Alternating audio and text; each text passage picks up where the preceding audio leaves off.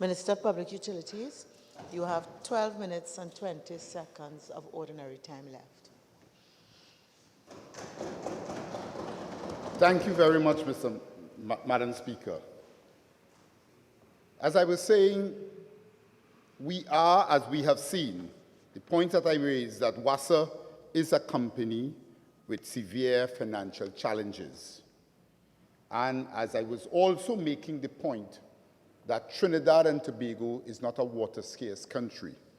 Traditionally, when you use desalination water, it is normally used globally. Desalination is justified when countries are naturally water scarce, which Trinidad and Tobago is not. And WASA's financial position, all the fact that I make that point, and it is challenging, and as we have seen, this government continues to support WASA in spite of its challenging situation by giving them the subvention, continuing to support and better utilize the staff that is there at WASA to help fix the problem. And I will dare say that they have responded tremendously when you look at the number of leaks that they are now doing on their own from in-house resources versus that was things that were done that were contracted out before. So we continue to support WASA and we continue to support the transformation of WASA. But that being said, part of the financial problem that WASA has found itself in is because of the fact that you are taking very expensive water, and conceptually, we started by taking that water, 24 million gallons, and selling it to the industrial users. And yes, although we could have found the water, it was not at a financial burden to the company. But in 2012, when we decided to increase the production of the water from 24 million gallons to 40 million gallons, and then add on another supplier of water, continuing that process of using expensive water and not exploring other sources, then we continue to place the company in a financial derelict position because of the additional expenses that you place on the company. The reality, as I said before, $600 million goes towards paying desalination from a company where you're getting revenue of 750. The truth is, when you look at the total cost of what we had entered into, again, because we made, again, conceptually was the wrong approach. The total cost of money that we paid for desalination water is in the vicinity of $12 billion. Yes, we are able to get some revenue by selling it to the industrial users. We get 6.4. To the country overall, the total cost will be in the vicinity through the lifetime, the life cycle of these contracts, something in the vicinity of $5.6 billion. By what we did in 2012 alone, the position taken in 2012 by increasing the production and also increasing the per unit costs, albeit by 3 unit cents, but you're increasing the costs on all of the production.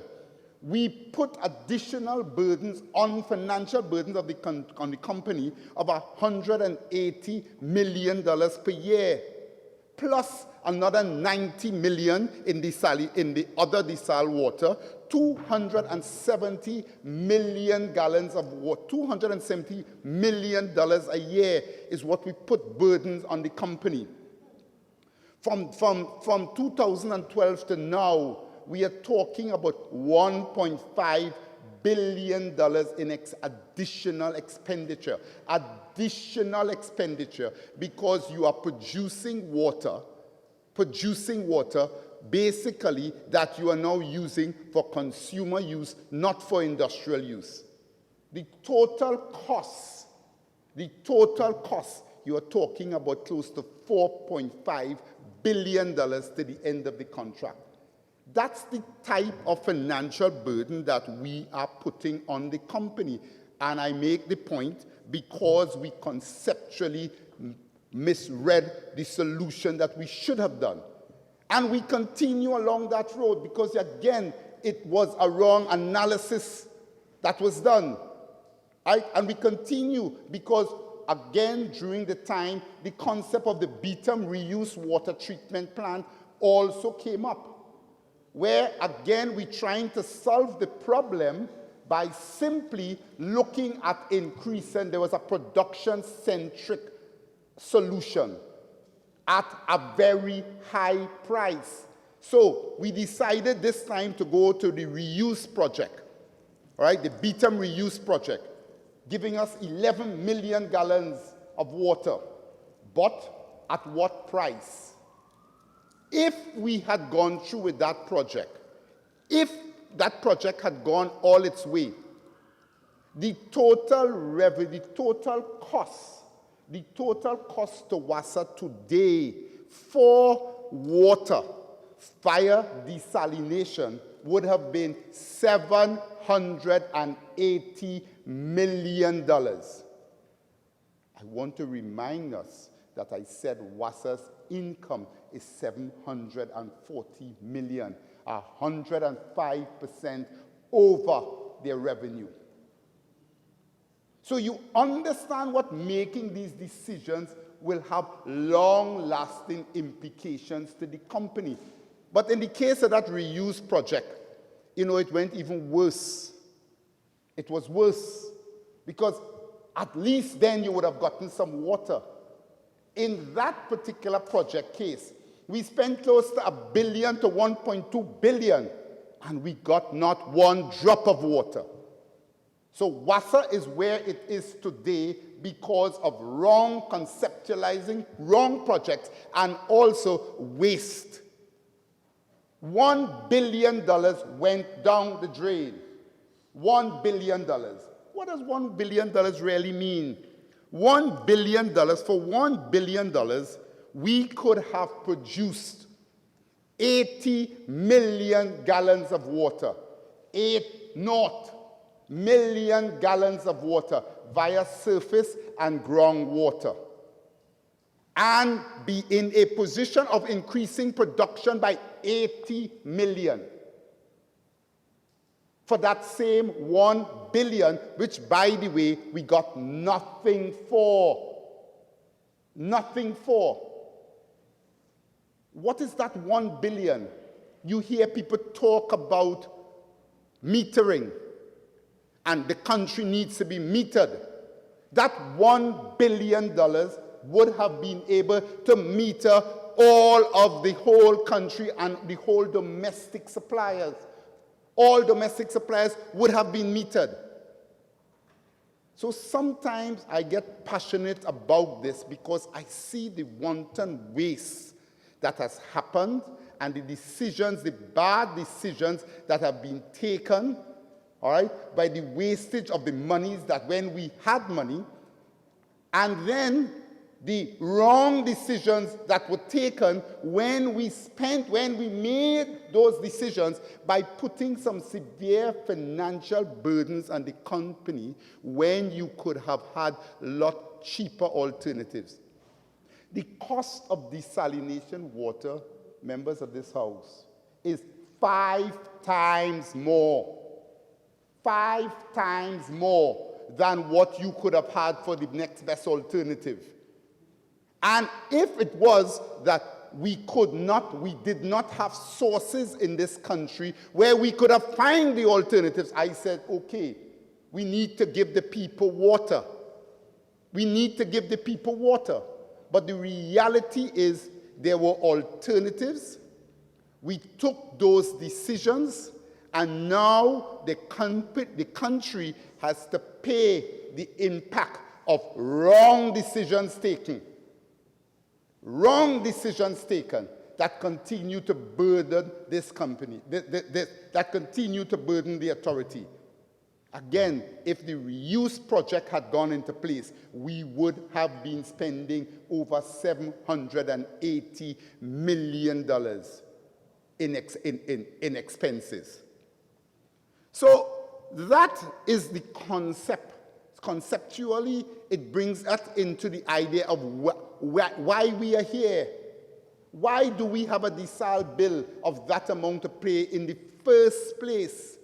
Now, we have a contract, and the contract is an airtight contract, and the contract says that you cannot, the project could only be stopped by mutually, two people must agree if this contract needs to be broken, and this government is one that honors its commitments under the contracts.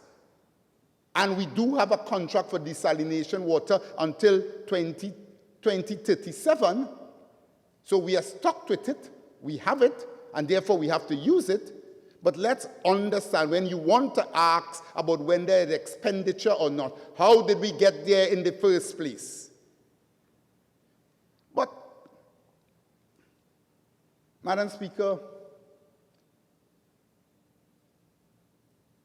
the reality is, as my friend from the member for Caroni Central, the truth is, in spite of all of the money, in spite of all of the promises, in spite of the promises and the additional money, over $2 billion in loans were borrowed, one from Citibank, I think it is, and one from Republic Bank, if I recall, 1.3 and a $600 billion loan was spent during the period, all with a view of trying to say we'll be getting 24/7 water.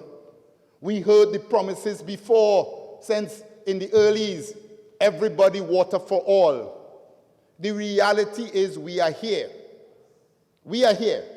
And only 50% of this country, in spite of the fact that we are producing. Minister of Public Utilities, your original time is now spent. You're entitled to 15 more minutes to wind up your contribution.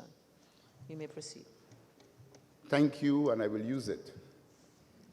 The reality is, in spite of the fact that we produce so much water, 240 million gallons of water, we are still from a situation whereby only 50% of this country gets water on a 24/7 basis, and that's in the wet season.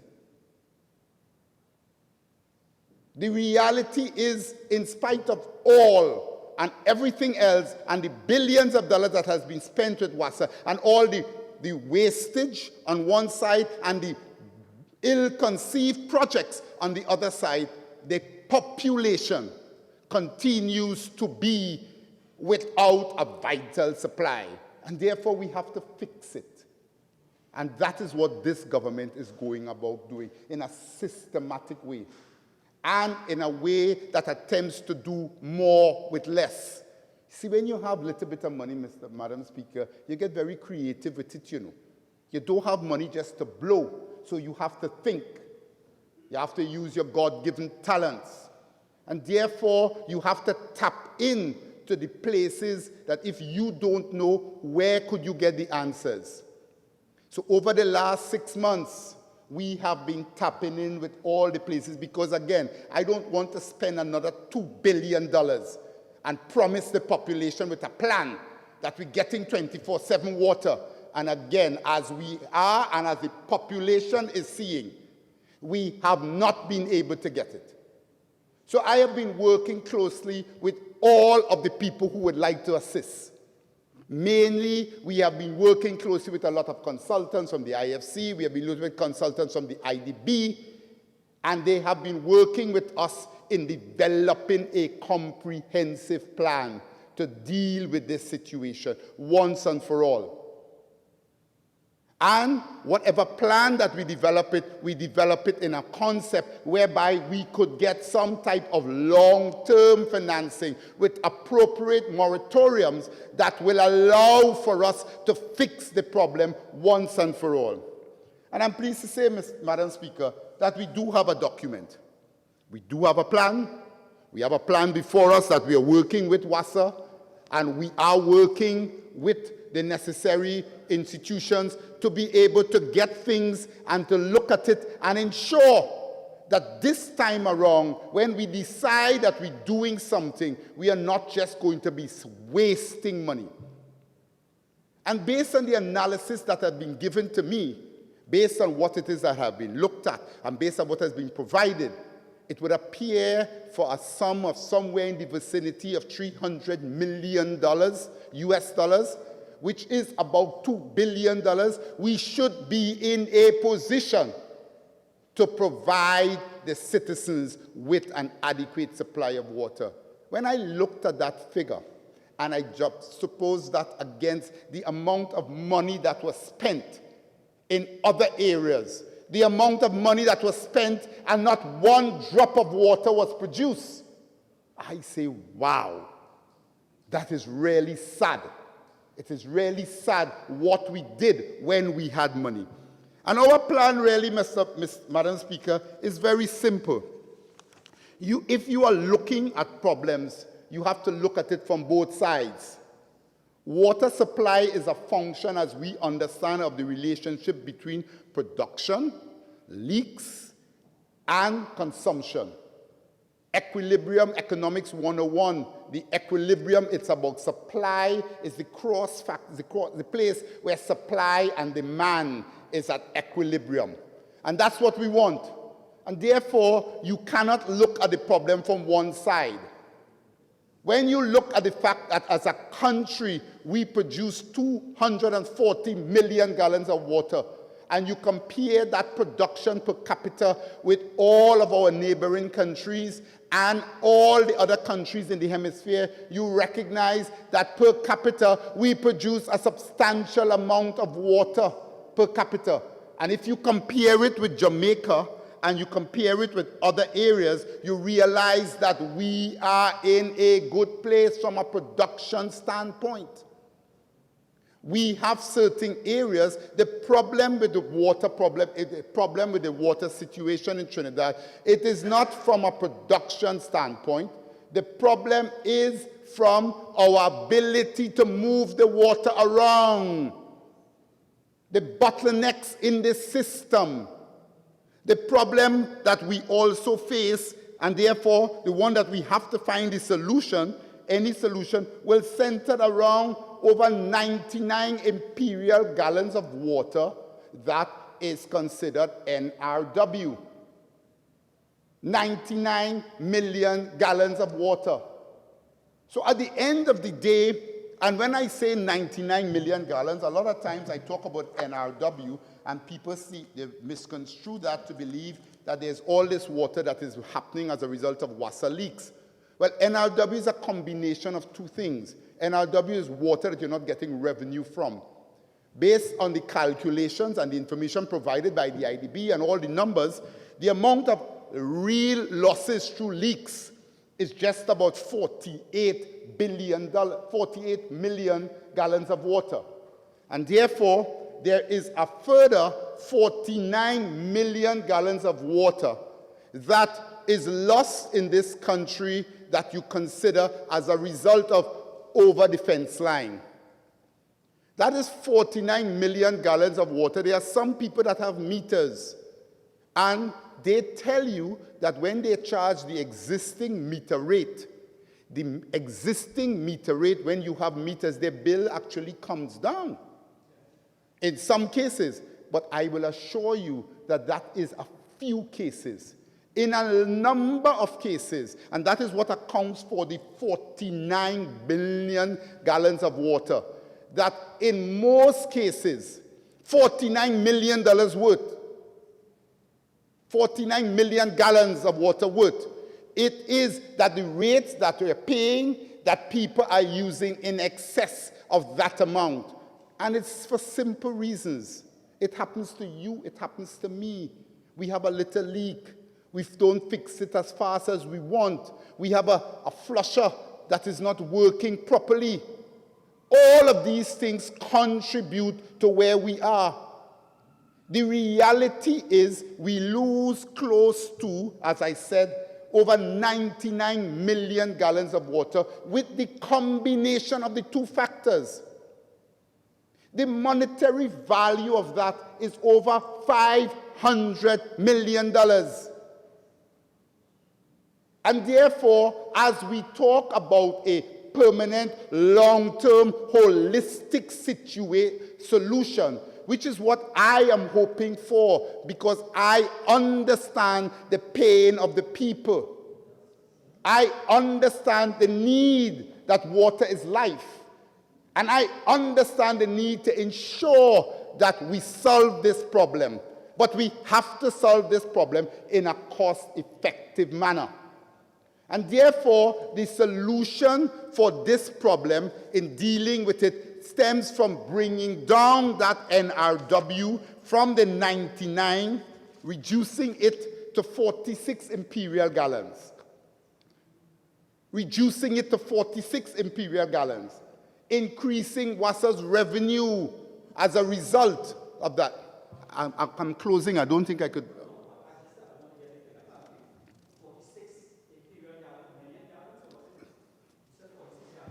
No.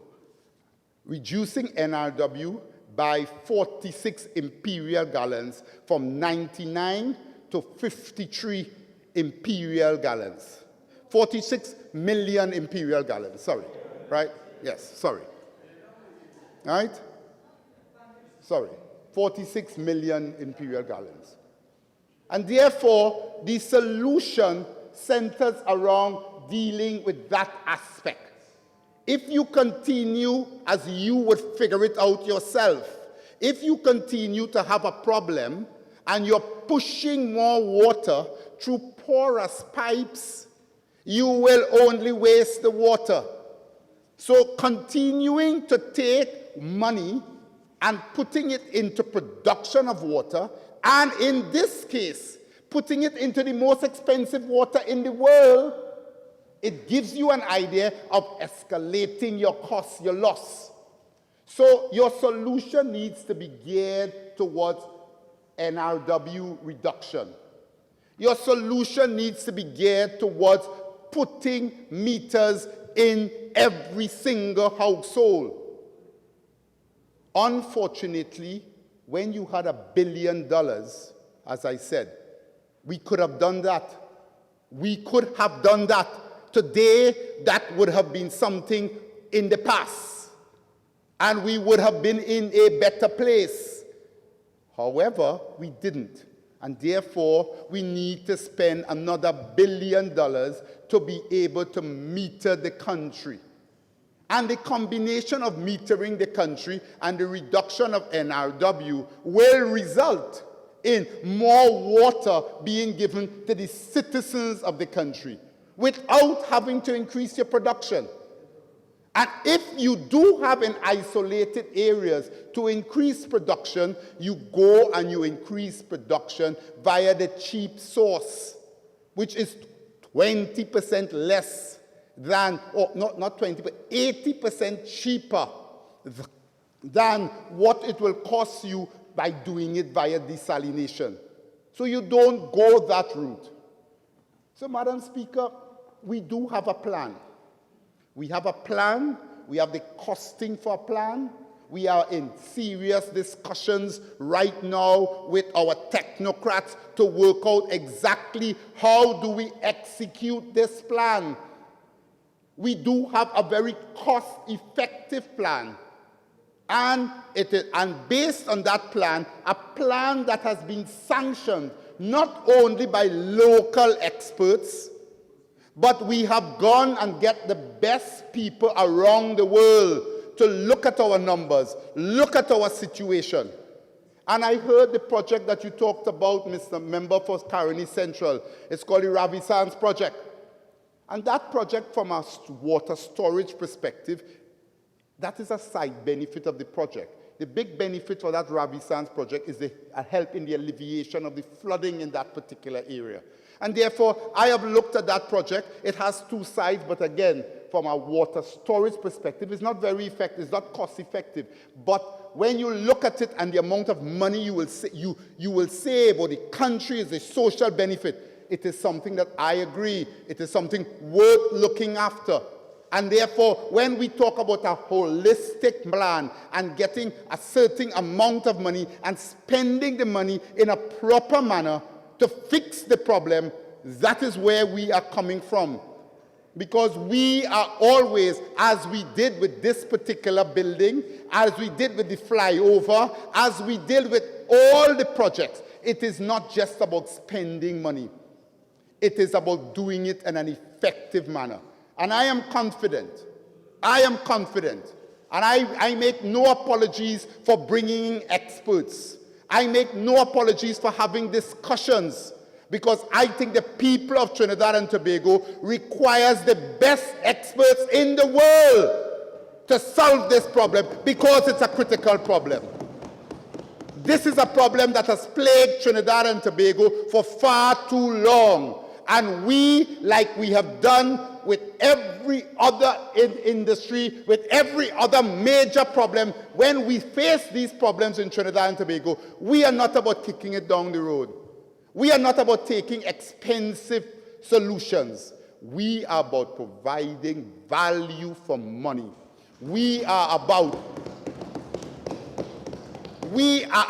doing what is right for the people of Trinidad and Tobago, because we understand that at the end of the day, we will continue to be in government, and the expenses that we will incur, we will have to deal with it down the road. So, Madam Speaker, we do have a plan. Our plan centers around an NRW management and reduction.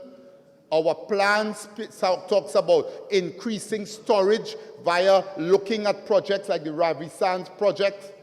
Our plan talks about metering the country and reducing the consumption patterns.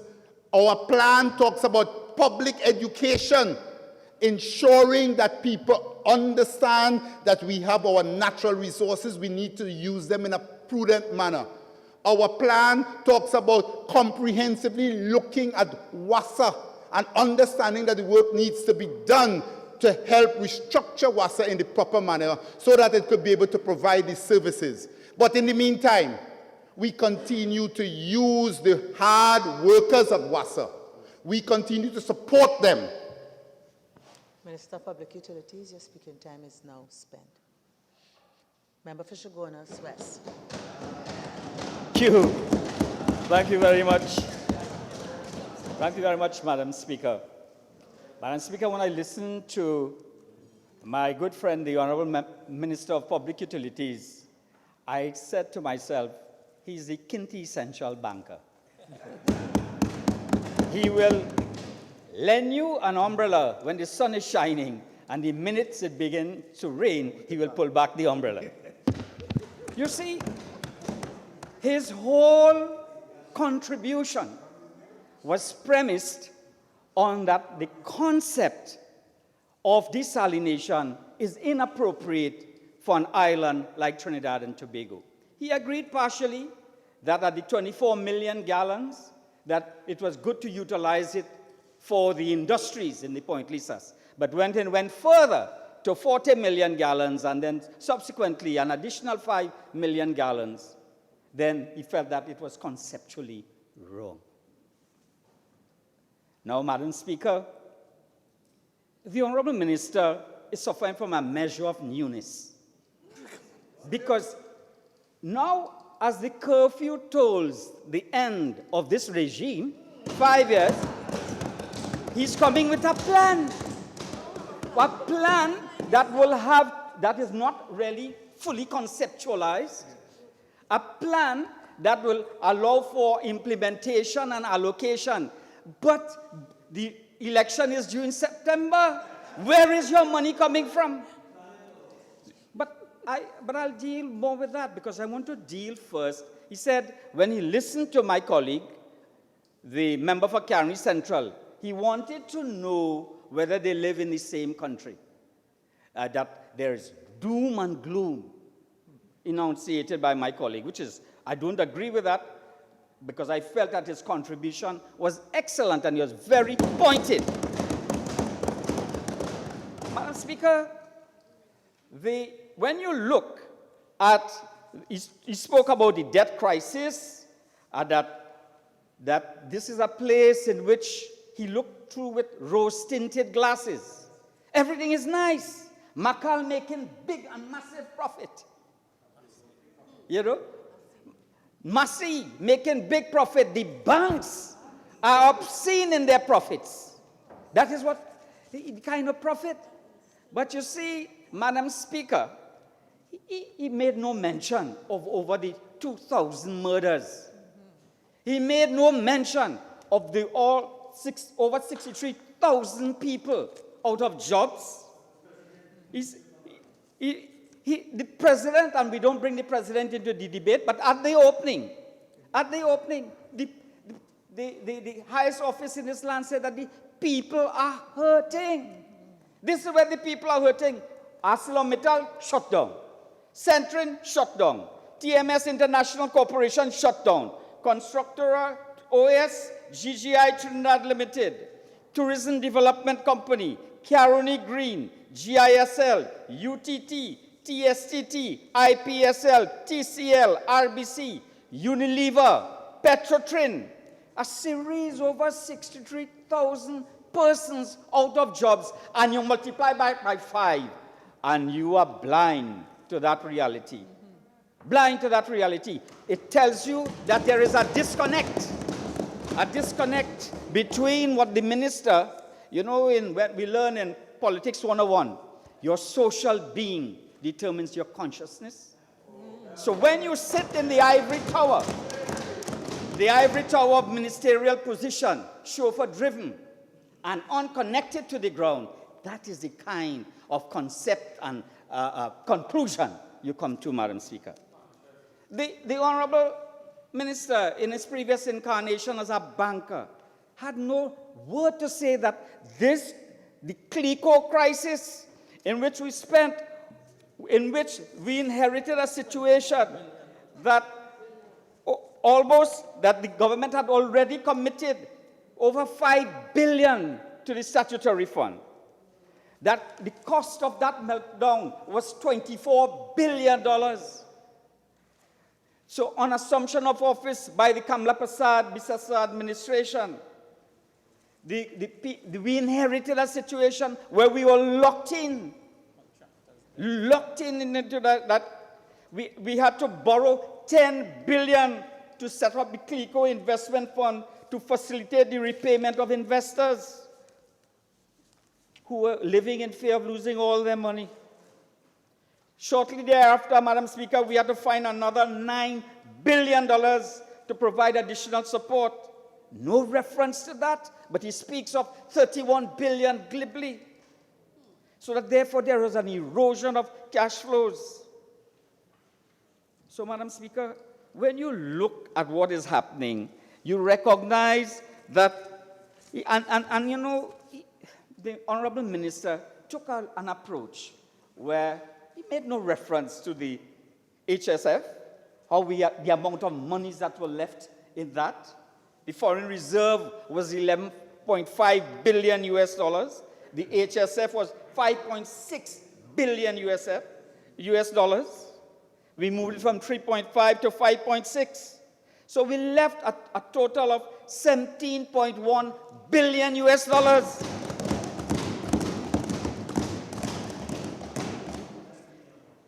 So, Madam Speaker, the honorable member, made up, I don't know where he got the figure, because I recognize he had a problem with figures, and that's why I sought to correct the whole question of the reduction. But he said that we had something like 8,000 million gallons of water available in this country. Where is this water available? Madam Speaker, I would tell you that I've been involved in this sector. I don't know where that figure is from. Somebody fooling somebody. Somebody fooling somebody. But you see, what is the fundamental problem is that the question of credibility. The minister says at length and repeated several times, the concept of desalination was wrong. The concept was wrong. There are other alternatives, but you noticed he did not provide an alternative. Not one measure alternative. He talked about metering and so on. That doesn't help. We, Madam Speaker, in the period 2015 to 2010 to 2015, we did 1,385 projects throughout Trinidad and Tobago. Pipeline replacement, pipeline purchase. You had all that the minister has opened over the last 3 years has been projects that we started and completed. Not one new project. Not one new project. We increased the water supply. We increased the availability of water to 72%. Now there's a reduction to 50%. So, but the minister has a credibility problem. Because I will demonstrate. He says it's wrong to use desalination. But Madam Speaker, I want to make reference to an article dated 2016. 43 firms to build Tobago's desal plant. What's the date on that? A total of 43, and I read the article, a total of 43 local and foreign companies have expressed an interest to build and operate Tobago's first $1 million desalination plant at the Cove Industrial Estate. So said Water and Storage Chairman Romney Thomas yesterday. Of the 43, Thomas added, many were local firms, while several came from North America and Europe. Earlier this year, WASA invited expressions of interest to build and operate a plant at Mushrooming Cove Industrial Estate at Cano Bay. And they go on to say, in March, Prime Minister Keith Rowley agreed that WASA, as a matter of urgency, will build a desalination facility to provide a sustained water supply for Tobago. What credibility does the minister bring to this House, Madam Speaker? Because he said, we on this side will never agree to that concept. So the credibility is simply not there.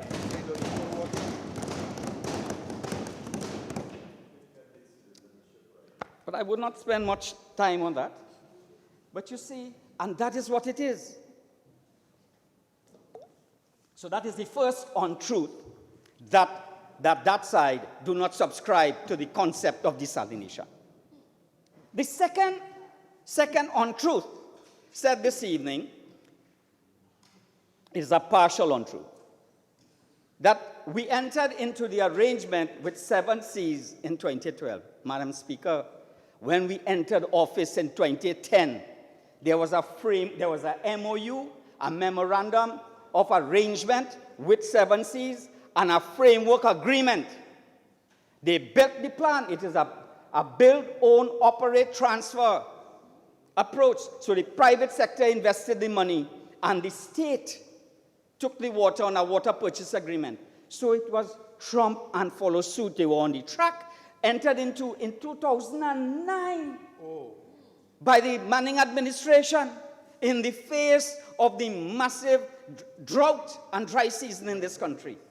But the honorable minister comes here to say that they added burden onto the population. So he was willing to tell the people that they should not get water. These are the areas that the 7 Seas plant serves. Approximately 29,000 persons in southwest Trinidad between Point Fortin, Labre, including Mahaika, Clifton Hill, Newlands, Fanny Village, Egypt Village, Reservoir Hill, Harriman Park, Salazar Trace, Cap Deville, Gonzales, Parilan, Lot 10, Cochrane, Vance River, Vessigny, Sobo, and Labre. That is within the constituency of my colleague, the member for Labre, his colleague. Without this, they would not receive water 24/7. But it is and Point Fortin also. It would not receive that. You're saying, so that therefore the date and the timeline he got wrong. The third untruth told to this House today is when the Honorable Minister indicated that this government increased the desal cut from 24 million gallons, which he agreed upon, that was conceptually right, to 40 million gallons. Madam Speaker, for those of us who have some measure of memory, you will recall in 2009 and 2010, there was a significant dry season. At that time, the then Prime Minister said he will build 5 desal plants, 1 in Tobago, 1 in Mayaro, 1 in Maruga, 1 down in Labre. 5 different areas, 5 desal plants, Chagarama, so on too. 5.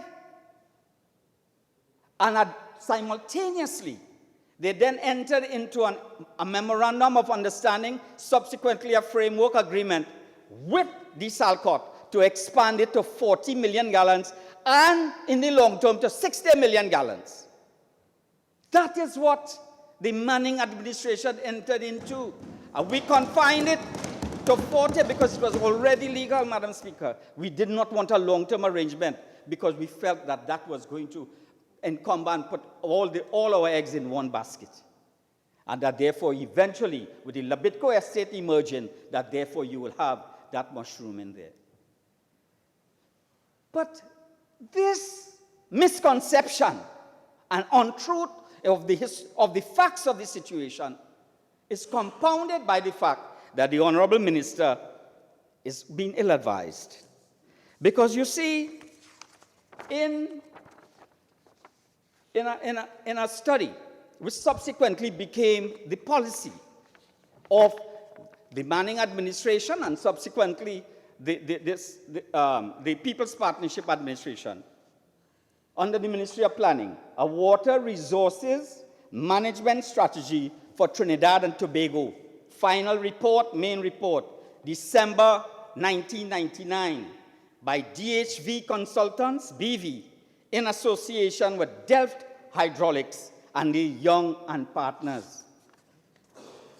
You know, you speak glibly about world experts. These experts are the best in their field worldwide.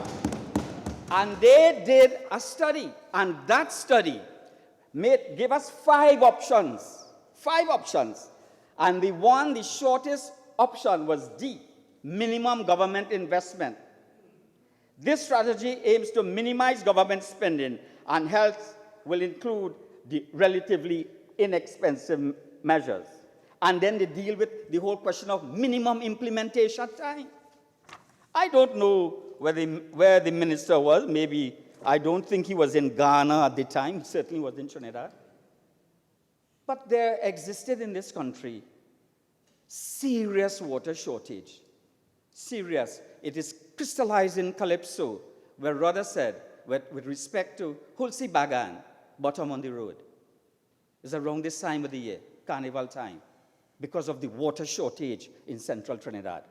There existed on the map, when they drew a map of Trinidad, that the whole south and central area was parched dry if you use a color scheme.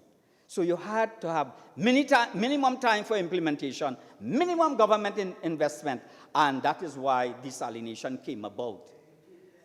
You know, came about. So it's a build, own, operate, transfer, a boot. So there was no investment on the part of the state except for the water purchase agreement, which was agreed at 70 cents per cubic meter of water at the time. And then you have an institutional mechanism of the coordinating committee that is supposed to review the pricing and keep the pricing down in the context of technological change. The minister says nothing about that, only complains about the fact that you have that. The question I have to ask is, what measures have you taken since getting off it? What measures? I can point to 1,385 projects in a 5-year period at a cost, line by line, item by item, constituency by constituency, throughout Trinidad and Tobago. What can you point to? Your point is that you complain. You complain about your inheritance. You complain about the fact that this is WASA revenue stream, this is WASA expenditure. It has always been like that. I can go back to a speech I made in 1999. I can go back to 2010, Madam Speaker, and I can tell you when we looked at that the Manning administration not only brought 7 Trent to this country, private sector participation, that subsequently they were going to bring the Israelis in 2010. Yeah? All you did was to bring the Korean company, Haji Construction, who built the desal plant in Laloon that never functioned. Never. It gutted, now it's gutted. Never, Haji Construction. Remember, you're willing to give way? Sure. That is patently incorrect. In fact, that desal plant functioned for a number of years. It was actually gutted in 2010 when you all came into power. Now you see, lack of knowledge is a hell of a thing. The desal plant never functioned because the water intake was too close to the tide, so they got sand into the system and mashed up the whole plant. And then Haji left the country. You'll give... So you Remember, I live in Muruga.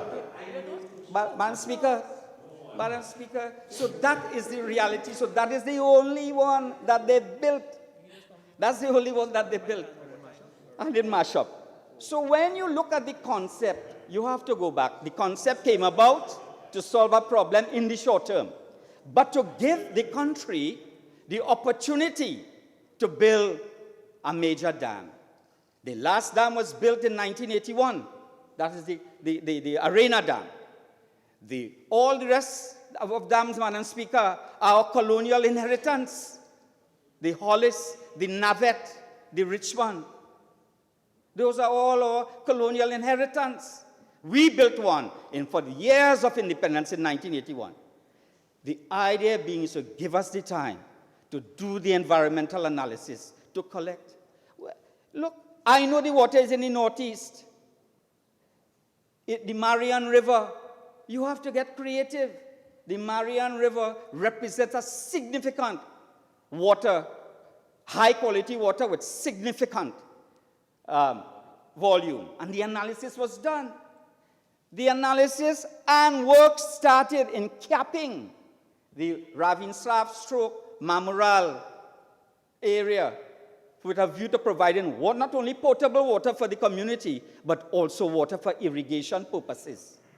But nothing, we started that. Royal Haskoning did the study and started to do the analysis for there. You have done nothing.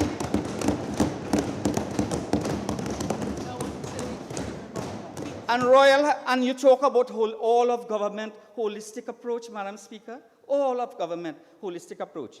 21 dams, retention ponds that the Royal Haskoning report study says, build it there and allow for the flow into the Caroni when out of the flood season. An investment of $5 billion over a 10-year period. Nothing. The report, lest you think the report was presented to us in December of 2014. So that's what I can tell you. This is January of 2020. You can't get nothing done. They will see when the public servants look at you now, they will say, I wouldn't use that word. They will say, well, you know, I am here, you are there. When you go on, I will still be here. And that approach is what you have. So you're basically lame duck in this period. So you cannot come and bring plan now for implementation. It does not work that way. Take the benefit of my experience. So, Madam Speaker, we have to solve this problem in this society. It is one of the regrets, tangibly regret, that, you know what is the fundamental problem? In 1999, when we were dealing with this, Eric Williams, not Dr. Eric Williams. Eric Williams, who was the member for Port of Spain South, said the problem is to replace the pipelines.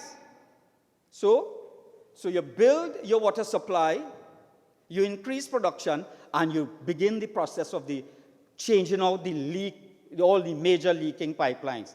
That is why we did 1,385 projects. That is why we changed the pipeline, the colonial pipeline, from Navet to St. Clements in San Fernando. That is why we changed the pipeline on the corridor from the Hollis Reservoir to Port of Spain. But a study was done by local people, by Steve Joseph and his crew, in which they mapped all the they took all the leaks, they analyzed it, and they mapped what pipelines were for replacement. Asbestos, the clay pipes, and so on. Major transmission. But, Madam Speaker, you know what was the response of this administration? Take your best and your brightest, suspend them, and keep them away from doing the work required. So that therefore you have these people, consultants who take that same work and recycle it for you, and you'll pay millions of dollars. But Steve Joseph and his team did that analysis. And as on the basis of that, we were able to begin a coherent program of transmission and pipeline replacement. And that is why we moved it from 18% 24/7 to 72% by December 2015, 24/7. And now, under your watch, it has reverted to 50%. Because you acknowledge that. It reverted. It has reverted. And Madam Speaker, what is required? When you complain about WASA, you must recognize that what we have been doing is not capital expenditure. In 1999, they threw up their hands, and they brought it in 1995, they threw up their hands and they brought in Severn Trent. Mr. Manning is on record as saying WASA is a bigger headache than Caroni. Yeah, $27 billion headache. Okay, so you have to make the investment. You have to do the things you say you have to do. Not in the sequence you say you have to do it, but you have to do all those things. But the key is to make the proper investment. We invested $1.9 billion over that 5-year period, and in capital projects. The recurrent expenditure and everything else, but we utilize local people. WASA workers now, when you go to talk to them, they're telling you that the Caroni plant is utterly dysfunctional, that the water treatment there is not working to capacity. They tell you that only the spares that were left over from the People's Partnership are being utilized. And when that spare part's done, thing done. They will tell you how they're recycling things in order to cure leaks. The road restoration program is over. So you have fundamental problems. But who really suffer at the end of it is the customer. And when you say that metering will solve the problem, you fail to realize that with the scheduling, people store hundreds and thousands of gallons of water in order to buffer the scheduled period. So you have 4 or 5 tanks, so when the water doesn't come, you have an area to buffer. So the problem is that it affects everybody. It doesn't affect you in the context of your politics, and that is why when we said water for all, Madam Speaker, was a universal objective. It is egalitarian in approach. It meant that it was a galvanizing objective for the enterprise called WASA, because it was reactive all the time. Reactive all the time. So we're looking at the hydrological cycle. We know now that with climate change, it impacts upon the hydrological cycle. There are variables that if you build dams, the water may not fall in that area. So you have to have this long projections. What are the options available? What can we do to galvanize? You produce 240 million gallons. Madam Speaker, Groundwater, it has to have a mix. Groundwater, surface water, groundwater meaning the well's water, surface water, and you have to have the desalination as a buffer. But you also need to ensure that the education, so engineering has to take place. Economics, value for money, has to take place. Education has to take place. The whole question of enforcement also has to take place. If you cannot disconnect people, there are areas in Trinidad where you cannot go and disconnect people. You cannot, so that they get free water. There are areas in order to collect money in Tobago, you have to send Trinidadians to collect revenue in Tobago. Because you know why? Because everybody knows everybody in a small society, and you get a blight. So these are the challenges, cultural, sociological, that you have. But we must be able, this is a small island. I cannot see why we cannot provide water. Make the investment. You have not made the investment. You have not, as a government, made the investment in this sector. In 2010, in 1995, it was Severn Trent. In 2010, it was a consortium of Israelis, Mokarat and Mohav, that was going to take over Wassa, with assistance from captains of industry and the banking sector. The member is very familiar with. The banking sector, 3 principal players. And when the matter came up for arbitration, a former chairman of Wassa, Shafiq Sultan Khan, went and gave evidence for the Israelis. I always say, when you make a deal with the Israeli, especially the Israelis that made that deal, who are linked to the Mossad, you better follow through. And swear to God, Shafiq Sultan Khan followed through.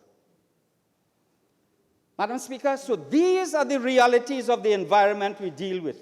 It is something that we need to solve as a country. This is not about blame allocation. This is not about 20 years after, looking back and coming with half-truth and untruths to try and provide a case for blame allocation. This is a problem we should solve in this country by the measures that we take for the benefit of the people of Trinidad and Tobago. And then we can say with resonance, there'll be water for all. I thank you, Madam Speaker.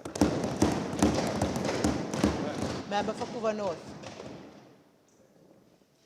Thank you very much, Madam Speaker, for the opportunity to present on this bill on the appropriation of the sum. During the debate, you provided the opportunity at the right time. Member for Couva North. Thank you, Madam Speaker. Thank you very much again for the opportunity to present and give contributions on this bill of variation. Madam Speaker, just under the head of expenditure, under the Ministry of Finance, the amount being increased is $255,369,874. And that amount comes from the Ministry of Public Utilities. And this is what we are here today to debate as part of this bill. In addition to that, we have also approved earlier on write-offs from various ministries and also transfers.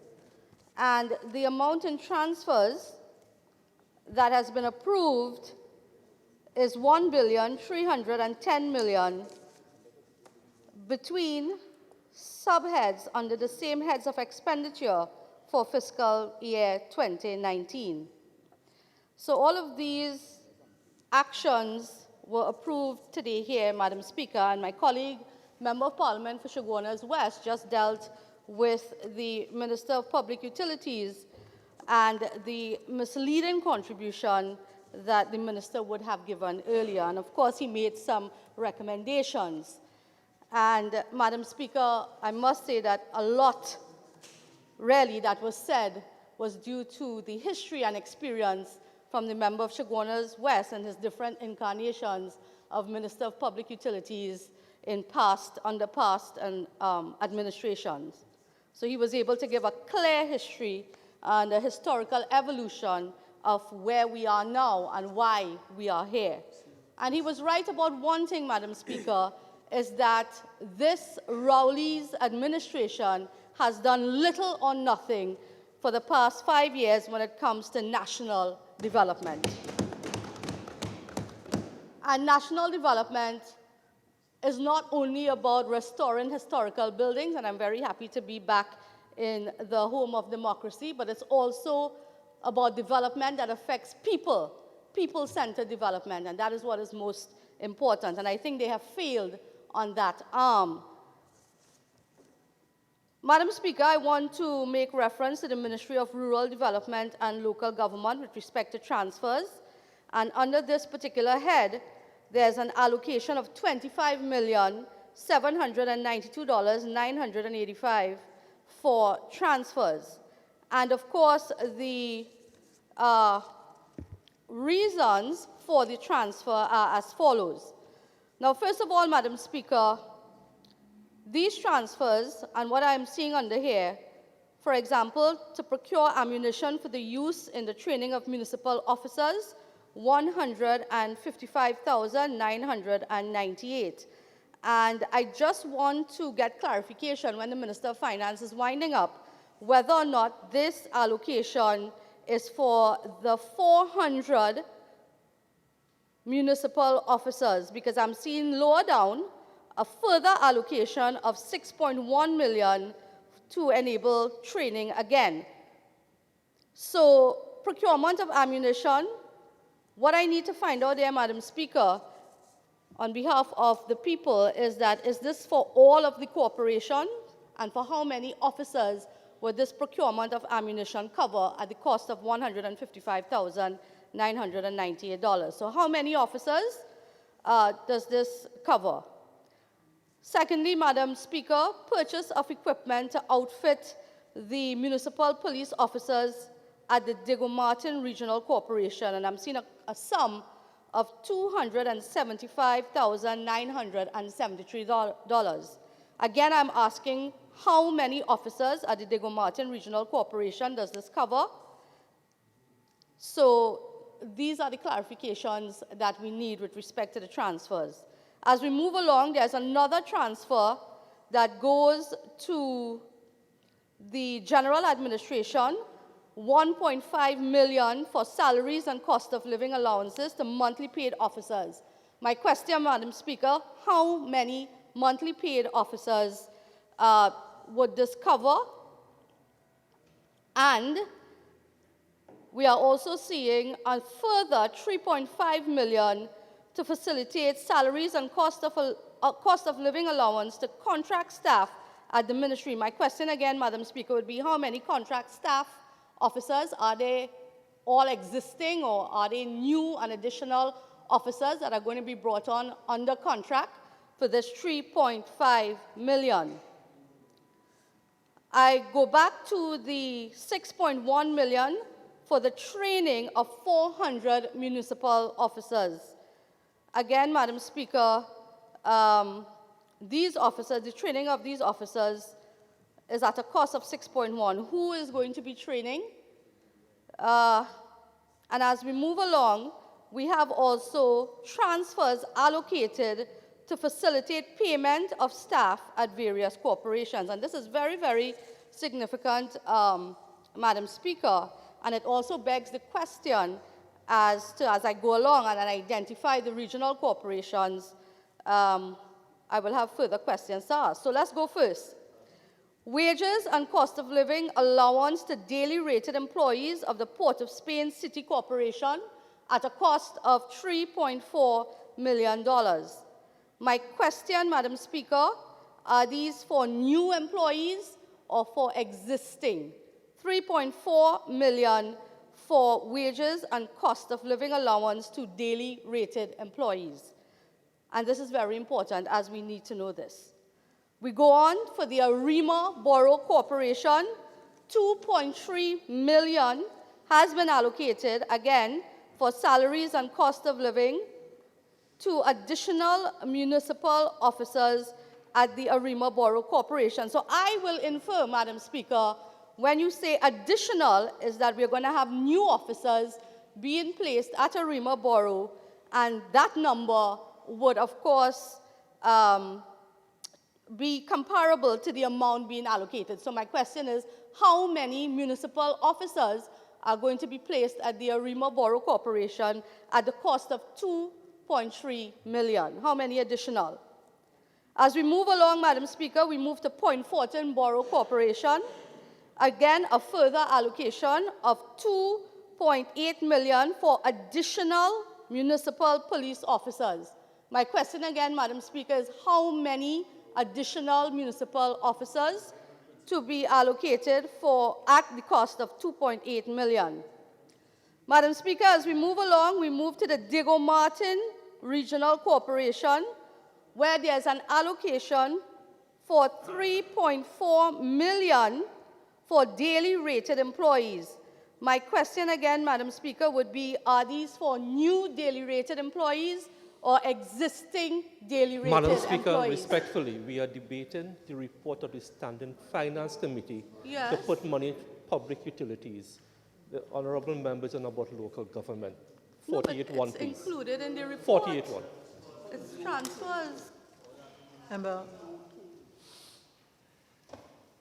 in terms of the report, these are matters that are covered in the report for noting, and therefore, I will let the member is entitled to ask questions on these. Please continue. Thank you very much, Madam Speaker. So let me go. Diego Martin Regional Corporation, again, an allocation of 3.4 million for daily rated employees. My question, Madam Speaker, are these for new employees or existing employees at this cost? And I want to make reference to not too long ago, and I need to ask, does this sum cover the illegal hiring of the 300 employees and more at the Diego Martin Regional Corporation, which took place in 2016, where up to this day we have not had any conclusion in that investigation and what is happening there? So my question is, these workers obviously are still working as laborers at the Diego Martin Regional Corporation, and is it that this 3.4 million accommodates for the illegal hiring of these 300 plus workers at the Diego Martin Regional Corporation? So the minister needs to clarify.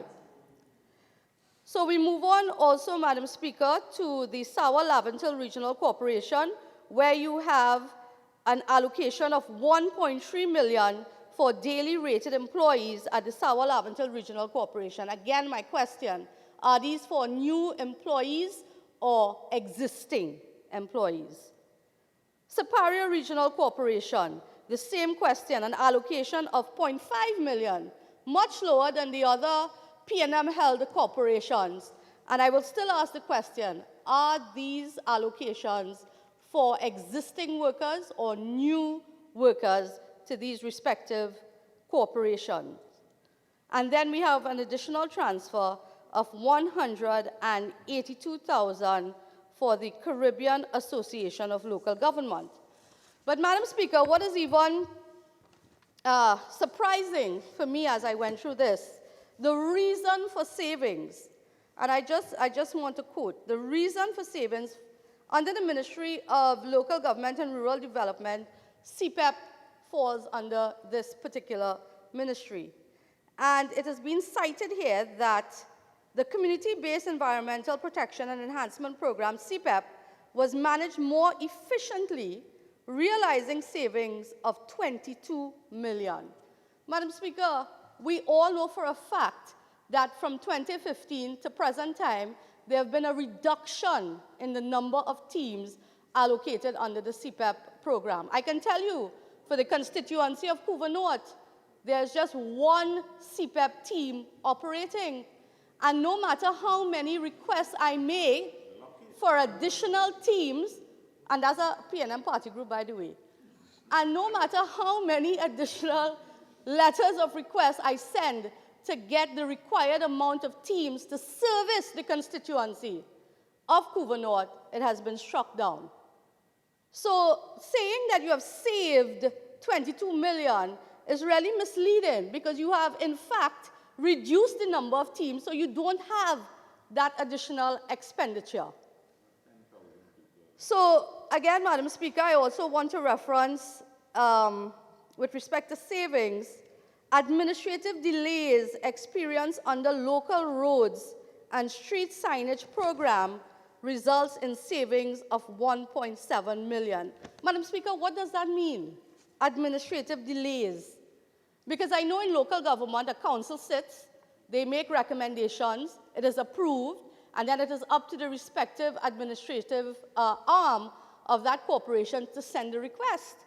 Again, I can make reference to CTTRC that falls under our region there in Couva, where I know for a fact that requests were made in a timely manner, letters were sent in, councillors did their due diligence, whatever they had to do. I also know for a fact that requests were made for local roads and street signage. So to cite administrative delays, I think it's very blasé. We need to be a little more specific in terms of where these delays emanated and under which corporation it emanated or it came out of to understand. So I really won't term this as savings. Again, it is just a matter of the request not being or not being able to make it to the ministry for it to be implemented. Now, what I have a serious problem with, Madam Speaker, is this issue here under savings. Savings were realized under the Bailey Bridges project as the ministry had an adequate supply and incurred no further expenditure under the project for 2019, and it cites $500,000 in savings. Madam Speaker, I really want to get into this because for the past 5 years, every fiscal year, if it is not the minister's office, it is my councillors or the chairman of the respective corporation making contact with my office asking to identify certain projects under local government that can be implemented for the new fiscal year so that it can be budgeted for.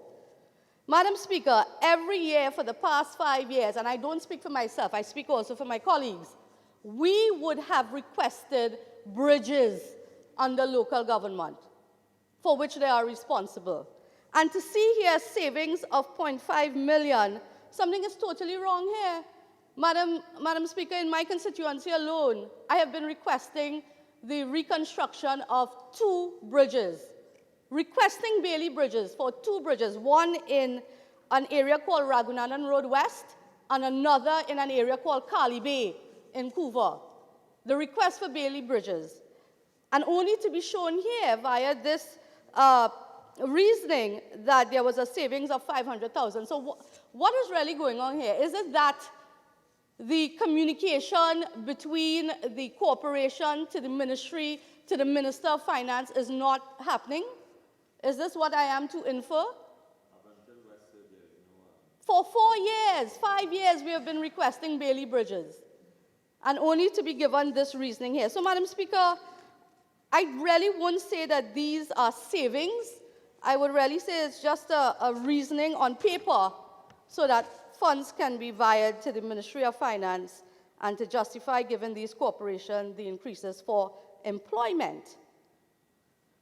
So, Madam Speaker, those are my issues that I wanted to flag under Ministry of Local Government, but there are so many other issues under local government where I think that these monies could have been better spent.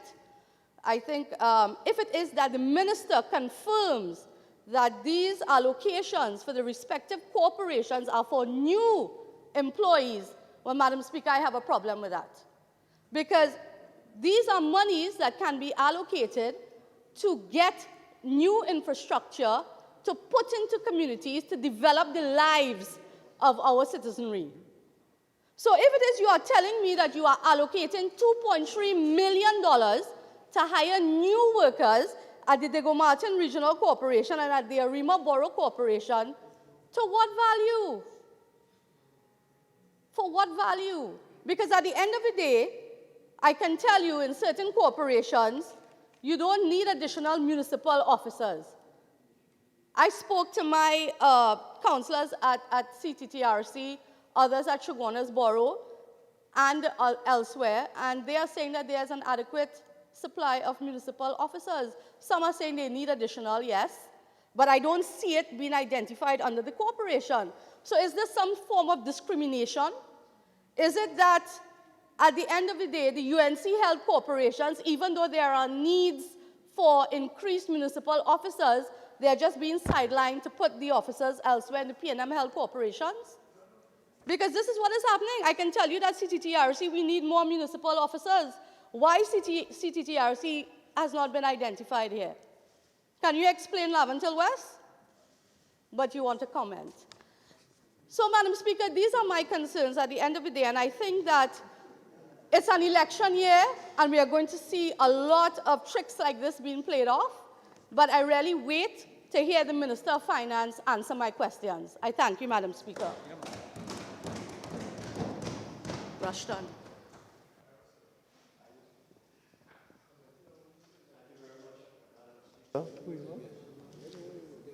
Madam Speaker, let me just deal with an issue raised by the member for Caroni Central, who alleged that this government had provided no financing for the Children's Life Fund over the 2015 to 2020 period.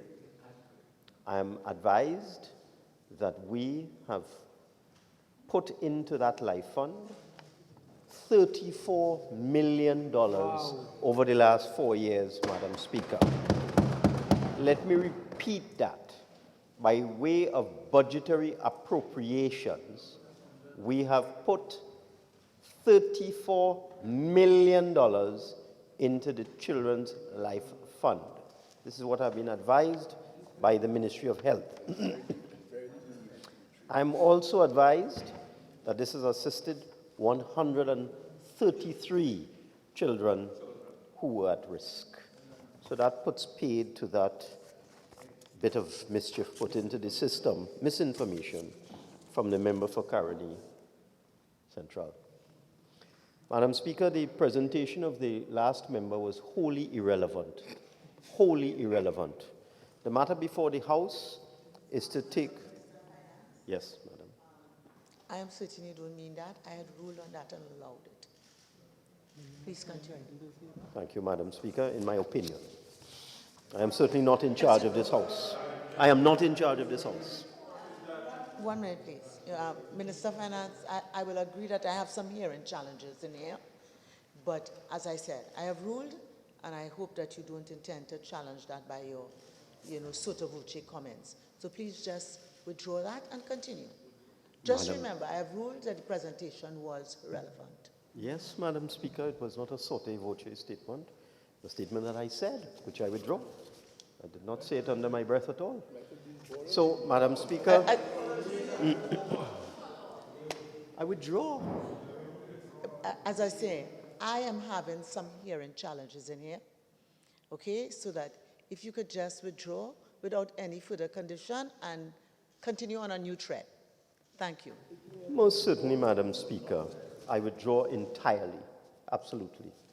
Now, Madam Speaker, the matter before the House today is to deal with the report of the Standing Finance Committee of this House, which met this morning. Throughout the presentation of the member for Couva North, the member for Couva North told this House and the listening public that we were taking money from here, there, and everywhere to send it to the Ministry of Finance.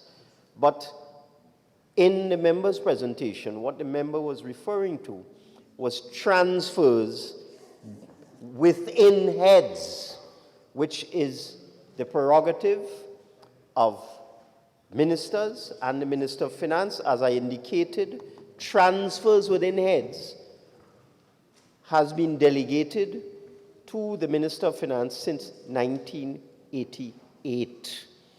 None of the transfers within heads referred to in the report of the Standing Finance Committee have any bearing whatsoever on the variation of appropriation, where we are taking $255 million from the Ministry of Public Utilities, being a reduction in debt service payments for TNTech and a reduction in debt service payments, or a reduction in payments for Desalcott in Wassa.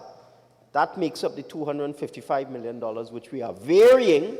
We are taking that from the appropriation, the original appropriation for the Ministry of Public Utilities, and we are placing it into the Ministry of Finance to deal with interest payments on the overdraft at the central bank.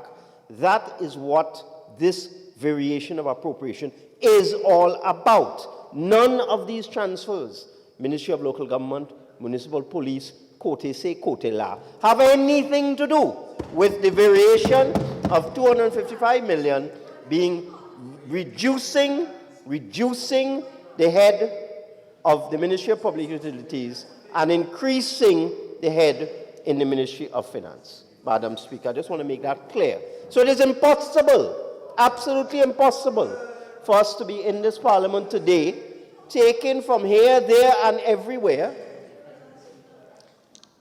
Now, again, I know we're in a new environment. Before, the challenge was that the ceiling was too low. Now the challenge is that the ceiling is very high. Okay? And therefore, we really have to stick with the standing orders, or else the cacophony will drown out every sense of what we're doing here. Minister of Finance. Thank you very much, Madam Speaker. Let me reiterate that the matter before this House is that we adopt the report of the Standing Finance Committee of the House of Representatives for the 5th session 2019-2020, 11th Parliament, on the consideration of proposals for a variation of appropriation for the fiscal year 2019.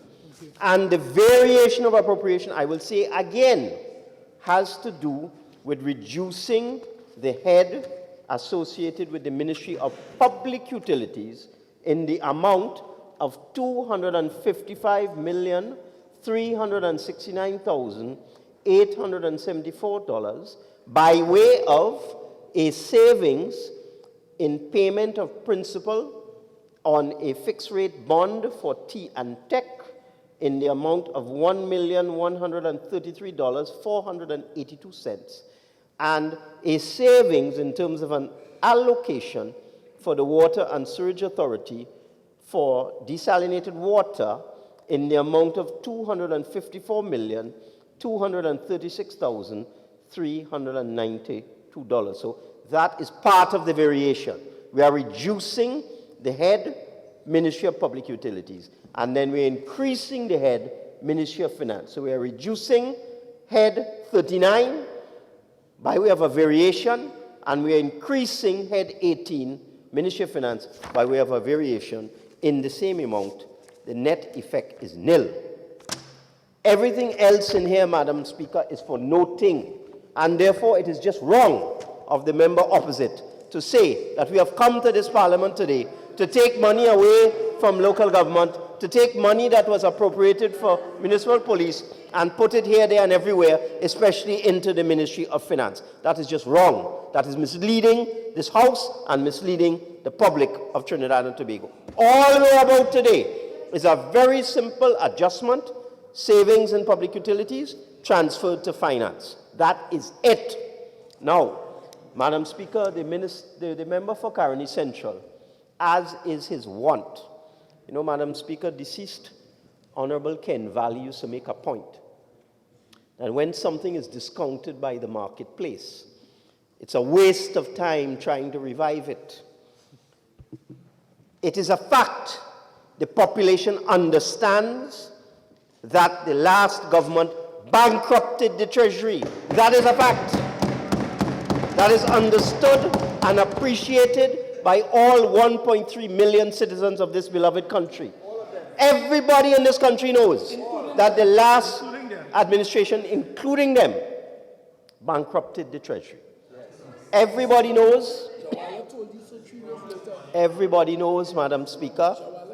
Everybody knows that the current account, the government's current account at the central bank, was $6.5 billion in credit in May of 2010. Everybody knows that. It's a matter of public record.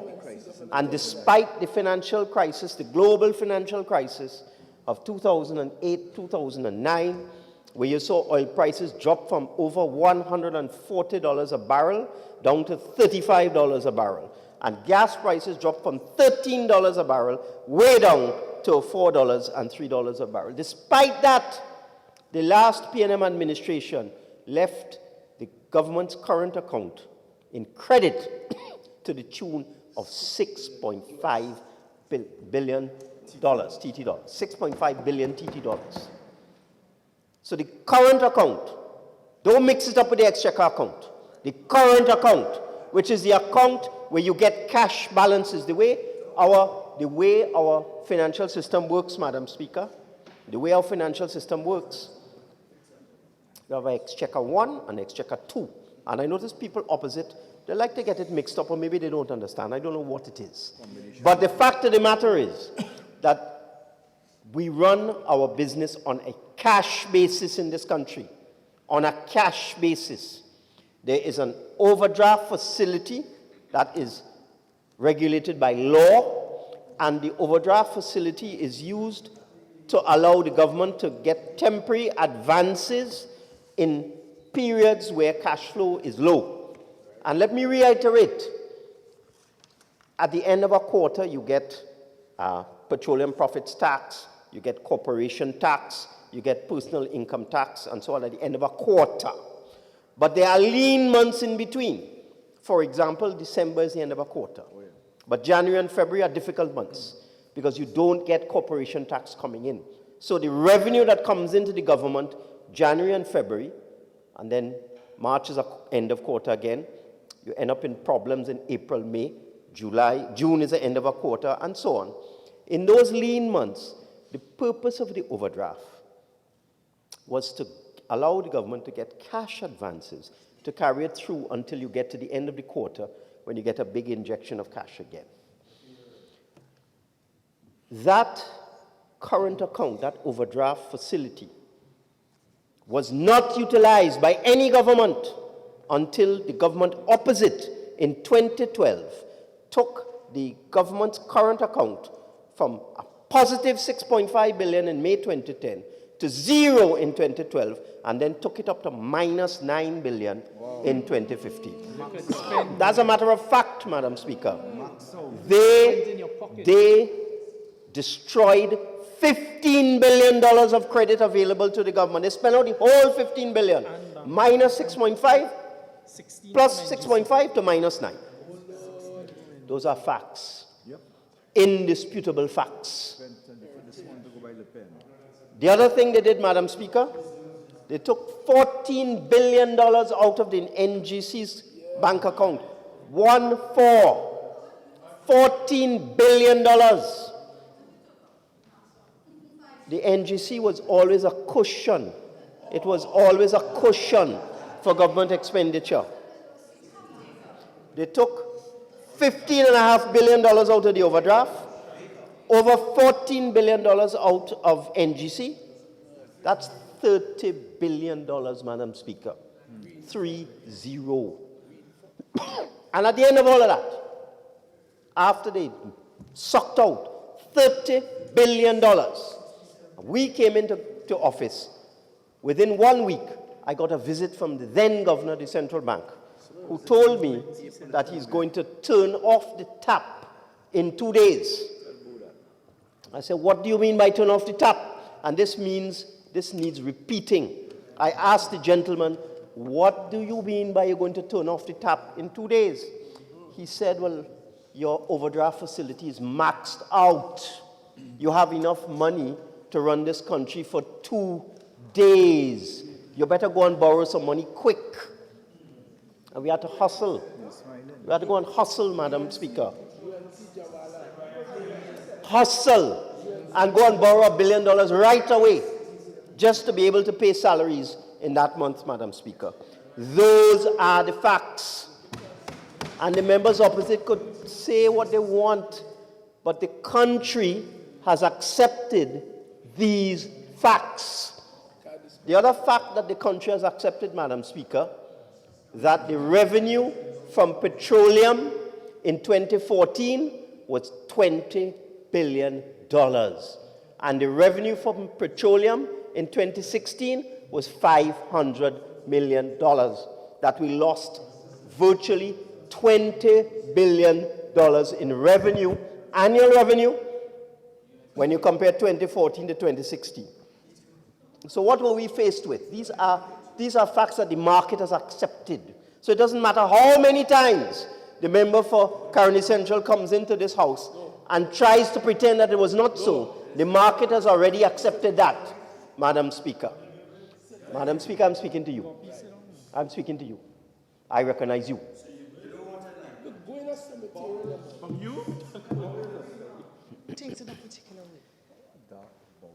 Minister. Thank you so much, Madam Speaker. So the country has accepted the fact that they sucked $30 billion out in cash from the country's resources during their period. 3-0. That's in addition to the $30 billion they borrow. Like $60 billion when they add it all up. $30 billion they suck out.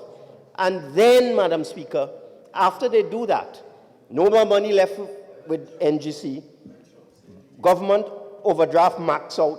Wage negotiations. Then they give us a $5 billion gift. Back pay that they gifted to us. They went into wage negotiation in 2014. They didn't pay the people the back pay. They leave that for the incoming government. That is the next 5. They borrow 30, $5 billion in back pay, 30 billion suck out the NGC and the government overdraft. What is that? $65 billion gone. And then we are faced with a $20 billion drop in revenue, Madam Speaker. A $20 billion drop in revenue. And yet we have managed to run this country successfully for the last 4 years. They could say what they want. They could say what they want. They can't beat us on economics, Madam Speaker. They can't beat us on economics. They could jump high and jump low. They could jump high and jump low. The country knows the very difficult path we have had to walk over the last 4 years. They know the bed of thorns that they gave us. And they know how successful this government has been coming out of that. And it's a team effort. It's a team effort, Madam Speaker. While we in the Ministry of Finance, on one hand, seek to balance expenditure, reduce unnecessary expenditure, cut out waste and mismanagement, and also, Madam Speaker, try to access additional new sources of revenue. While we were doing that, other members of the government, most notably the Prime Minister, were out negotiating with the international oil and gas companies to bring additional revenue into this country, resulting in 2019, the year that we are closing the accounts for. Okay, so I know it is quite usual for when the Minister of Finance speaks for the whole House to become very animated. But I would like to hear him. Okay, so I'd ask members to comply with Standing Order 53. And for those who want to make an interruption, then they'll do it in the proper way. Minister of Finance. Thank you very much, Madam Speaker. So, while we in finance were exercising fiscal discipline and seeking to increase revenue, for example, with the innovative use of royalty as opposed to petroleum profits, in doubling the royalty revenue to the government in the period, it's doubled, Madam Speaker, if one does an analysis. In fact, I was told by the Extractive Industries Institute, they've actually done research on the increase in royalty revenue to the state of Trinidad and Tobago since this government came in, by our measures and our moves within the energy sector. While we're doing that in finance, as I said, the Honorable Prime Minister, aided and assisted by an able team, Minister of Energy, Minister of National Security, and so on, was able to bring substantial additional revenue into this country, resulting in a payment in fiscal 2019 from Shell of almost $2 billion in additional revenue, Madam Speaker. $2 billion. Nothing to sneeze at, Madam Speaker. And going forward, an additional $1 billion per year because of renegotiated terms in terms of profit sharing from extraction of our oil and gas resources, Madam Speaker. While all of that is going on, other ministers, like the Minister of Works, was able to reduce the cost of construction. Let's take the QREP flyover as an example, where under the previous administration, it was going to cost $500 million. Under this government, it's costing just over $200 million. And that's by competitive tendering and removing waste and mismanagement, and I dare say other stuff from the whole exercise of public procurement, Madam Speaker. We have saved hundreds and hundreds of millions of dollars. This very chamber that we are in, Madam Speaker, you heard the Honorable Prime Minister today talk about a savings in terms of the cost of rehabilitation of this magnificent building, a savings from the cost projected by that government of $600 million, Madam Speaker. So I said, they can't beat us on that. They can't beat us on that. They could keep coming in this house and talking, but the populations accepted. We had a very, very difficult job to do, and we have done it well. We've done more with less, as the Honorable Prime Minister continues to tell us. With respect to statements made by honourable members opposite, there's very little to reply to. Very little. I've dealt with the Children's Life Fund allegation. With respect to WASA and desalination, the facts are what they are.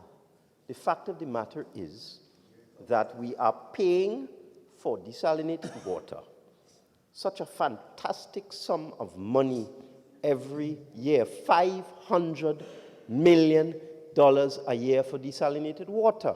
And this payment of $500 million flows from a decision of the UNC government of 95 to 2001 to enter into an arrangement for desalinated water, a take-or-pay arrangement.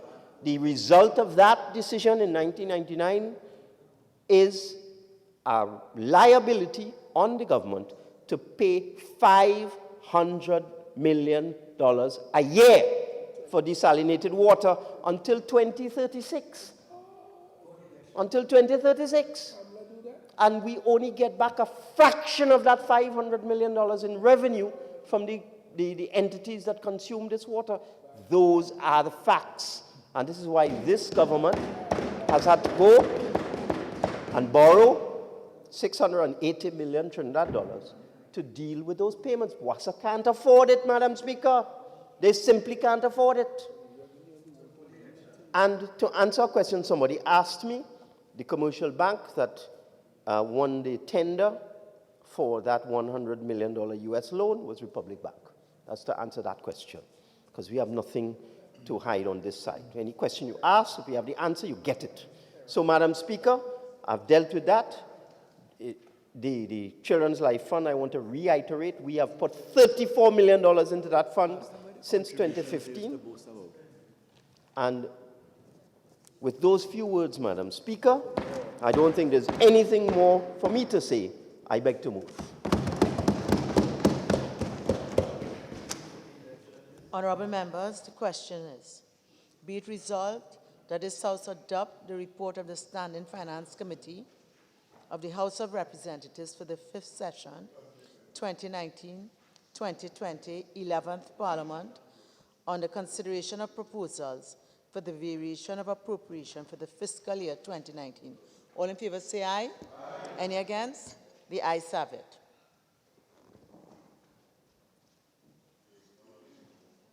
Bill, second reading. Minister of Finance. Go. I beg to move that a bill entitled an act to vary the appropriation of the sum, the issue of which was authorized by the Appropriation Financial Year 2019 Act 2018 and varied by the Finance Supplementary Appropriation Financial Year 2019 Act 2019 be now read a second time. As is customary, Madam Speaker, having dealt with all of the issues, I beg to move. Members, I shall now propose the question for debate.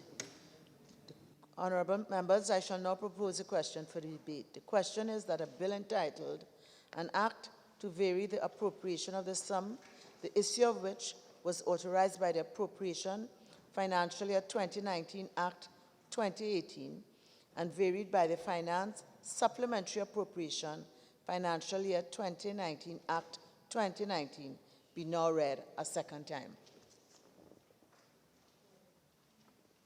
Minister of Finance. Madam Speaker, I beg to move.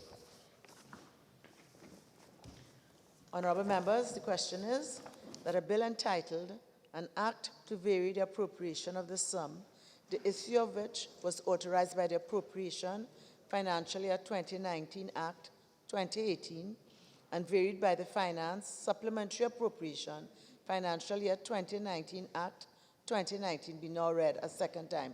All in favour say aye. Any against? The ayes have it. A bill entitled An Act to Vary the Appropriation of the Sum, the issue of which was authorized by the Appropriation Financial Year 2019 Act 2018 and varied by the Finance Supplementary Appropriation Financial Year 2019 Act 2019. Minister of Finance. Just 1 second, Madam Speaker. Excuse me. Looking for my procedure.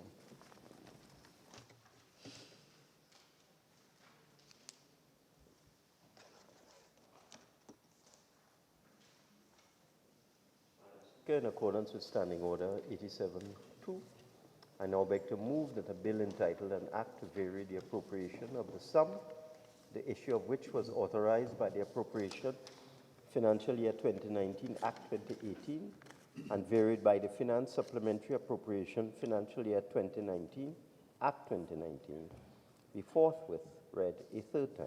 Passed. Thank you.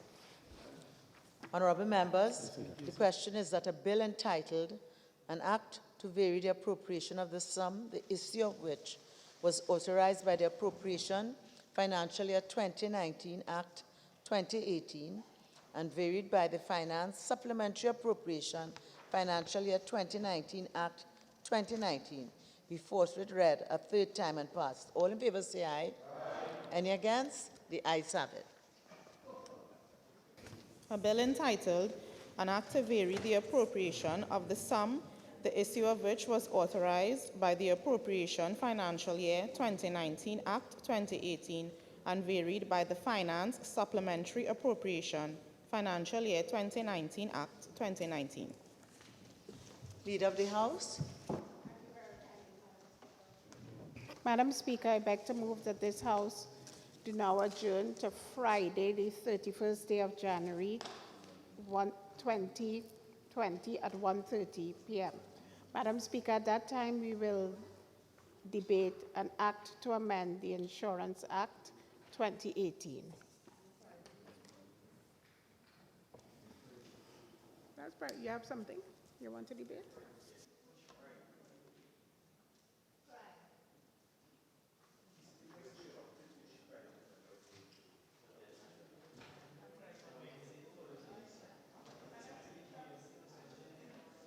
Speaker, the Minister of Finance has a particular deadline to meet. We give the undertaking that you'll get two private members in February. No. You could come, but we will not be here. Right, so, yes. So we will do this debate, but we give the undertaking that there will be private members there to make it up. Thank you. Honourable members, the 31st day of January 2020 at 1:30 p.m. All in favour say aye. Any against? I think the ayes have it. This House now stands adjourned to Friday, the 31st day of January 2020 at 1:30 p.m.